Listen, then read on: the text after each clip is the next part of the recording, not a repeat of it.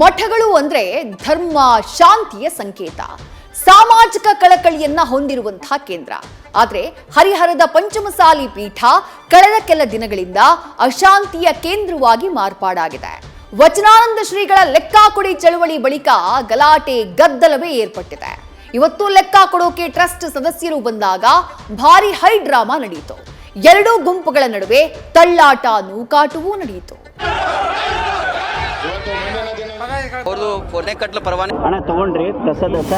ಮಠದ ಭಕ್ತರ ಮಧ್ಯೆ ತಳ್ಳಾಟ ನೂಕಾಟ, ಎರಡು ಗುಂಪುಗಳ ಮಧ್ಯೆ ಬಡಿದಾಟ. ಲೆಕ್ಕ ಕೊಡಲು ಬಂದ ಟ್ರಸ್ಟಿಗಳಿಗೆ ಕಳ್ಳ ಕಳ್ಳ ಅಂತ ಕೂಗಿ ಹೈಡ್ರಾಮಾ. ಉದ್ವಿಗ್ನ ವಾತಾವರಣವನ್ನ ನಿಯಂತ್ರಿಸಲು ಪೊಲೀಸರ ಹರಸಾಹಸ.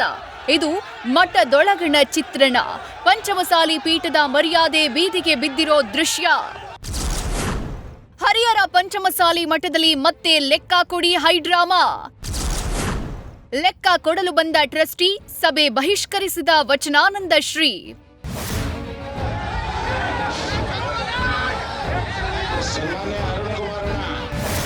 ದಾವಣಗೆರೆ ಜಿಲ್ಲೆ ಹರಿಹರದ ಪಂಚಮಸಾಲಿ ಪೀಠದಲ್ಲಿ ಕಳೆದ ಕೆಲ ದಿನಗಳಿಂದ ಅಶಾಂತಿ ನೆಲೆಸಿದೆ.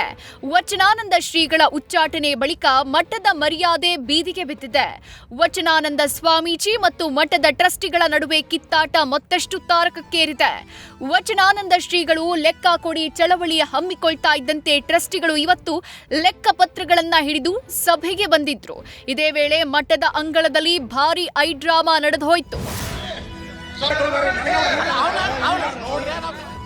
ವಚನಾನಂದ ಶ್ರೀಗಳ ಆಗ್ರಹದಂತೆ ಇವತ್ತು ಮಠದ ಆವರಣದಲ್ಲಿ ಟ್ರಸ್ಟ್ನ ಸದಸ್ಯರು ಲೆಕ್ಕ ಕೊಡೋ ಕಾರ್ಯಕ್ರಮವನ್ನ ಹಮ್ಮಿಕೊಂಡಿದ್ರು. ಲೆಕ್ಕ ಪತ್ರಗಳನ್ನ ಹಿಡಿದು ಪ್ರಧಾನ ಧರ್ಮದರ್ಶಿ ಬಿಸಿ ಉಮಾಪತಿ ಕಾರ್ಯಕ್ರಮದ ವೇದಿಕೆಯಲ್ಲಿ ಆಸೀನರಾಗಿದ್ರು. ಆದ್ರೆ ಲೆಕ್ಕ ಕೊಡೋ ಸಭೆ ಆರಂಭ ಆದ ಕೆಲ ಹೊತ್ತಿನಲ್ಲೇ ವಚನಾನಂದ ಶ್ರೀಗಳ ಬೆಂಬಲಿಗರು ಲೆಕ್ಕ ಕೊಡೋ ಸಭೆಯನ್ನ ಬಹಿಷ್ಕರಿಸಿದ್ರು.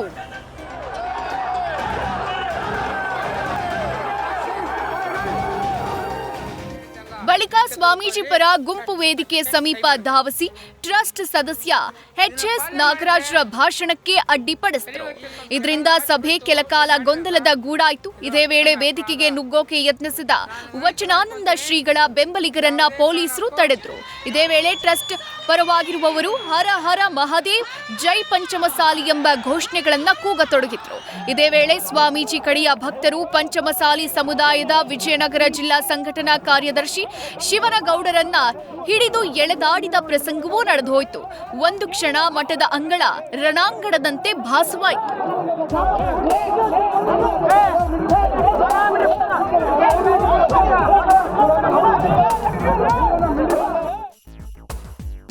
ಈ ಗಲಾಟೆ ಗದ್ದಲದ ಮಧ್ಯೆ ಟ್ರಸ್ಟ್ನ ಪ್ರಧಾನ ಧರ್ಮದರ್ಶಿ ಬಿಸಿ ಉಮಾಪತಿ 2008ರಿಂದ 2026ರವರೆಗಿನ ಮಠದ ಲೆಕ್ಕವನ್ನ ಮಂಡಿಸಿದ್ರು. ಈವರೆಗೆ ಮಠಕ್ಕೆ ಸರ್ಕಾರದ ಅನುದಾನ ಸೇರಿ 27,61,51,518 ರೂಪಾಯಿ ಜಮಾ ಆಗಿದೆ ಎಂಬ ಲೆಕ್ಕವನ್ನ ಭಕ್ತರ ಮುಂದಿಟ್ರು.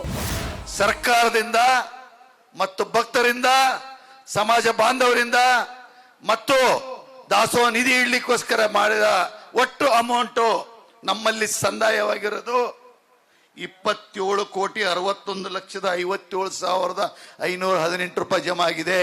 ಇದು ಯಾರ್ಯಾರು ಕೊಟ್ಟಿದ್ದಾರೆ, ಯಾವ್ಯಾವ ಕೊಟ್ಟಿದ್ದಾರೆ, ಪ್ರತಿಯೊಂದು ಲೆಕ್ಕವನ್ನು ತಮ್ಮ ಮುಂದಿಡಲು ಸಂತೋಷದಿಂದ ವ್ಯಕ್ತಪಡಿಸ್ತಾ ಇದ್ದೀನಿ. ಇದಕ್ಕಿಂತ ಮುಂಚೆ ಕೆಲವು ವಿಚಾರಗಳನ್ನ ತಮ್ಮ ಮುಂದೆ ಹೇಳಬೇಕಾಗತ್ತೆ. ಇದರ ಲೆಕ್ಕವನ್ನು ನಾವು ಯಾವಾಗಲೂ ಕೊಡಬೇಕಾಗಿದ್ದು, ಪ್ರತಿ ವರ್ಷ ಸರ್ಕಾರಕ್ಕೆ ಕೊಡ್ತಾ ಇದ್ದೀವಿ ನಾವು ಲೆಕ್ಕನ. ಅದ್ರ ಜೊತೆಗೆ ಪ್ರತಿ ತಿಂಗಳು ನಮ್ಮ ಟ್ರಸ್ಟ್ ಮೀಟಿಂಗ್ ನಲ್ಲಿ ನಮ್ಮ ಲೆಕ್ಕ ಕೊಡ್ತಾ ಇದ್ದೀವಿ. ಆದ್ರೆ ಇದು ಸಾರ್ವಜನಿಕ ಕೊಡುವಂತ ಪದ್ಧತಿ ಇಲ್ಲ. ಬಿಸಿ ಉಮಾಪತಿ ಲೆಕ್ಕ ಕೊಡೋ ವೇಳೆ ಕೇಂದ್ರ ಸಚಿವ ವಿ ಸೋಮಣ್ಣ ಕರೆ ಮಾಡಿದ್ರು. ಈ ವೇಳೆ ಸಮಾಜದ ಮುಂದೆ ಎಲ್ಲ ಲೆಕ್ಕ ಕೊಡ್ತಿದ್ದೀನಿ ಅಂತ ಸೋಮಣ್ಣಗೆ ಉಮಾಪತಿ ತಿಳಿಸಿದ್ದಾರೆ. ಇರ್ಲಿ, ನಾನು ಆಮೇಲೆ ಮಾತಾಡ್ತೇನೆ. ನಾನೇನು ಯಾವ್ದಕ್ಕೆ ಏನ್ ನಾವು ನೋವು ಮಾಡ್ಕೊಳ್ಳೋದಿಲ್ಲ, ಎದರದಂಗಿಲ್ಲ, ಏನೂ ಆಗೋದಿಲ್ಲ. ಸಮಾಜ ಮುಖ್ಯ ಹೊರತು ನಾನು ಇದನ್ನ ಮಾಡ್ದಂತ. ದಯವಿಟ್ಟು ಧನ್ಯವಾದಗಳು. ನಾನು ಸ್ವಲ್ಪ ಭಾಷಣ ಮಾಡ್ತಾ ಇದ್ದೀನಿ. ಲೆಕ್ಕವನ್ನ ಒಪ್ಪದ ವಚನಾನಂದ ಶ್ರೀ ಲೆಕ್ಕ ಕೊಡಿ ಚಳವಳಿ ಸಮಿತಿ.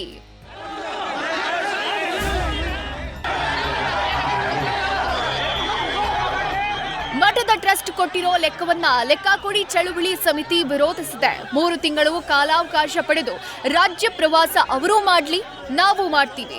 ರಾಜ್ಯಾದ್ಯಂತ ಭಕ್ತರು ದೇಣಿಗೆ ನೀಡಿದ ಮಾಹಿತಿ ಪಡಿತೀವಿ. ಬಳಿಕ ರಾಜ್ಯ ಮಟ್ಟದ ಪತ್ರಿಕೆ ಮಾಧ್ಯಮಗಳಲ್ಲಿ ದಿನಾಂಕ ಪ್ರಕಟಿಸಿ ಬಳಿಕ ಲೆಕ್ಕ ಕೊಡ್ಲಿ ಅಂತ ಲೆಕ್ಕ ಕೊಡಿ ಚಳವಳಿ ಸಮಿತಿ ಅಧ್ಯಕ್ಷ ಪರಮೇಶ್ವರ ಗೌಡ ಪಟ್ಟು ಹಿಡಿದಿದ್ದಾರೆ. ಇತ್ತ ಲೆಕ್ಕ ಕೊಡೋ ವೇಳೆ ವಚನಾನಂದ ಶ್ರೀಗಳು ಭಕ್ತರಿಗೆ ಸಿಹಿ ಹಂಚಿದ್ದಾರೆ. ಸಿಹಿ ಸುದ್ದಿ ಕೊಡೋದಿದೆ, ಹೀಗಾಗಿ ಸಿಹಿ ಹಂಚ್ತಿದ್ದೀನಿ ಅಂತ ಸ್ವಾಮೀಜಿ ಹೇಳಿದ್ದಾರೆ. ಇದು ನಮಗೆ ಅತ್ಯಂತ ಖುಷಿ ಕೊಟ್ಟ ದಿನ. ಇದು ಪಂಚಮಸಾಲಿ ಸಮುದಾಯ ಜಾಗೃತದ ದಿನ. ಕಳ್ಳರಾಗಿ ಬಂದು ಪೊಲೀಸ್ ಸಪೋರ್ಟ್ ತೊಗೊಂಡು ಪೊಲೀಸ್ ರಕ್ಷಣೆಯಲ್ಲಿ ಬಂದು ತಮಗೆ ಬೇಕಾದಂಗೆ ಲೆಕ್ಕ ಕೊಟ್ಟು ಹೋಗಕ್ಕೆ ಬಂದಾರ ಅವರು. ಇದನ್ನು ಸಮಾಜ ಒಪ್ಪೋದಿಲ್ಲ. ಅದಕ್ಕೆ ಹೋರಾಟ ಸಮಿತಿ ಅಧ್ಯಕ್ಷರಾದಂತಹ ನಮ್ಮ ಪರಮೇಶ್ ಗೌಡ್ರು ಹೊಳಸಿರಿಗೇರಿಯವರು, ನಮ್ಮ ಅಡ್ಮಿನಿಸ್ಟ್ರೇಟ್ರು ಮತ್ತು ನಮ್ಮ ಸಮಾಜದ ಎಲ್ಲ ಹಿರಿಯರು ಲೆಕ್ಕ ಕೊಡಬೇಕಾದ್ರೆ ಇದು ಆಡಿಟ್ ಮಾಡಿ ಕೃಷ್ಣನ ಲೆಕ್ಕ ಕೊಡೋದಲ್ಲ, ರಾಮನ ಲೆಕ್ಕ ಬೇಕಾಗಿದೆ. ಭಕ್ತರು ದವಸ ಕೊಟ್ಟಾರೆ, ಧಾನ್ಯ ಕೊಟ್ಟಾರೆ, ಬೆಳ್ಳಿ ಕೊಟ್ಟಾರೆ, ಬಂಗಾರ ಕೊಟ್ಟಾರೆ, ಮರಳು ಕೊಟ್ಟಾರೆ, ಅಕ್ಕಿ ಕೊಟ್ಟಾರೆ, ಜೋಳ ಕೊಟ್ಟಾರೆ. ಅದೆಲ್ಲದರ ಲೆಕ್ಕ ಕೊಡ್ಬೇಕಲ್ವಾ? ತರಾತುರ್ಲಿ ಬಂದು ಖಂಡಿತ ಭಕ್ತರು ಅದಕ್ಕೆ ಬಂದರೆ ಗೌರವಯುತವಾಗಿ ನಿಮ್ಮದು ಆಯ್ತಪ್ಪ, ಟೈಮ್ ಮುಗೀತು, ಇಷ್ಟೆಲ್ಲ ಉಂಡು ತಿಂದು ತೆಗೆರಿ ಆಯಿತು, ನೀವು ಗೌರವಯುತ ಎಕ್ಸಿಟ್ ಆಗ್ರಿ ಅಂತ ಜನ ಬಂದಾರೆ ಕಳ್ಸಾಕ. ಅವ್ರನ್ನ ಹೋಗ್ಬೇಕಾಗಿರೋದು ಅವರು, ಸಂಬಂಧ ಇಲ್ಲ. ಅದು ನಮ್ಮ ಭಕ್ತರು ಕೇಳೋದು ಲೆಕ್ಕ ಅಂತಂದರೆ ಅದಕ್ಕೊಂದು ಪುಸ್ತಕ ಮಾಡಬೇಕು. 2008ರಿಂದ ಏನೇನು ಹಂತ ಪ್ರತಿಯೊಂದನ್ನು ಅದು ಬಳಸ್ಬೇಕು. ಎಷ್ಟು ಮರಳು ಬಂತು, ಎಷ್ಟು ಮಣ್ಣು ಬಂತು, ಎಷ್ಟು ಜೋಳ ಬಂತು, ಎಷ್ಟು ಅಕ್ಕಿ ಬಂತು, ಎಷ್ಟು ಭತ್ತ ಬಂತು, ಬೆಳ್ಳಿ ಎಷ್ಟು ಬಂತು, ಬಂಗಾರ ಎಷ್ಟು ಬಂತು, ರಸೀದಿಗಳು ಎಷ್ಟು ಬಂದು, ಎಲ್ಲವನ್ನ ಒಂದು ಬುಕ್ ಮಾಡಬೇಕು, ಬಿಡುಗಡೆ ಮಾಡಬೇಕು. ಭಕ್ತರು ಧರ್ಮದ ನೆಲೆಗಟ್ಟಿನ ಮೇಲೆ ಬದುಕು ಸಾಗಿಸೋದನ್ನ ಸಾರಬೇಕಾದ ಮಠಗಳು ಗಲಾಟೆ, ಗದ್ದಲ, ಬಡಿದಾಟದ ಕೇಂದ್ರಗಳಾಗಿ ಮಾರ್ಪಾಡಾಗ್ತವೆ. ಹಣ, ಆಸ್ತಿಯ ವಿಚಾರಕ್ಕೆ ಮಠದೊಳಗಿನ ಮಂದಿ ಹೀಗೆ ಬಡಿದಾಡ್ಕೊಳ್ಳುವುದನ್ನ ನೋಡ್ತಾ ಇದ್ರೆ ಮಠದೊಳಗಣ ಬೆಕ್ಕು ಇಲಿಯ ಕಂಡೊಡನೆ ಪುಟ ನೆಗೆದೆಂತಾಯ್ತು ಅನ್ನೋ ಮಾತು ಸತ್ಯ ಆದಂತಿದೆ. Mahadi, news first, Davanagere. News first ನಿರ್ಭೀತಿಯಿಂದ ನಿಮ್ಮ ಪರವಾಗಿ.